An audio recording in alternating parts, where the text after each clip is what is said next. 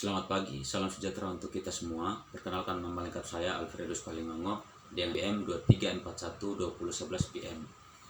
Di sini saya akan menjelaskan sedikit mengenai utang antar perusahaan. Nah, utang antar perusahaan lebih merujuk pada utang yang timbul ketika satu perusahaan meminjam uang atau bantuan atau mengambil kredit dari perusahaan lainnya. Ini bisa terjadi antara dua perusahaan yang berbeda, antara perusahaan dan anak perusahaannya, afiliasi, atau perusahaan terkait lainnya. Utang perusahaan dapat timbul dari berbagai transaksi, termasuk yang pertama adalah pinjaman. Sebuah perusahaan bisa memberikan pinjaman kepada perusahaan lain sebagai sumber pendanaan tambahan.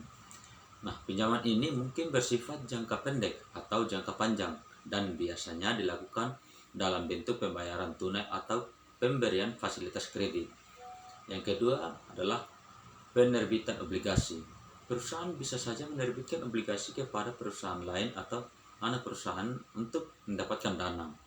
Dikarenakan obligasi ini kemudian harus dibayar kembali dengan bunga sesuai dengan syarat dan ketentuan yang telah disepakati pada awal perjanjian. Yang ketiga adalah kredit dagang. Perusahaan bisa memberikan kredit kepada perusahaan lain sebagai bagian dari transaksi perdagangan mereka. Ini bisa berupa kredit jangka pendek atau pembelian barang atau jasa yang kemudian harus dibayar oleh perusahaan peminjam jangka waktu tertentu. Yang berikutnya, penyertaan modal. Salah satu perusahaan bisa menyuntikkan modal langsung ke perusahaan lain sebagai bentuk investasi atau dukungan keuangan. Ini bisa dalam bentuk persyaratan modal saham atau modal lainnya. Nah, utang perusahaan memiliki beberapa tujuan yang bisa menjadi motivasi di balik transaksi tersebut. Yang pertama, sumber pendanaan. Salah satu tujuan utama utang atau perusahaan adalah sebagai sumber pendanaan.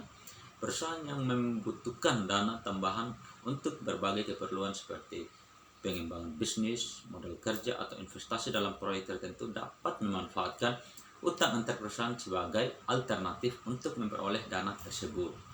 Yang kedua adalah manajemen likuiditas. Utang perusahaan dapat membantu dalam manajemen likuiditas ketika perusahaan memiliki kebutuhan kas yang mendesak atau mengalami fluktuasi arus kas. Mereka dapat memanfaatkan utang antar perusahaan untuk memenuhi kebutuhan tersebut tanpa harus mengambil langkah-langkah ekstrim seperti menjual atau merumahkan karyawan.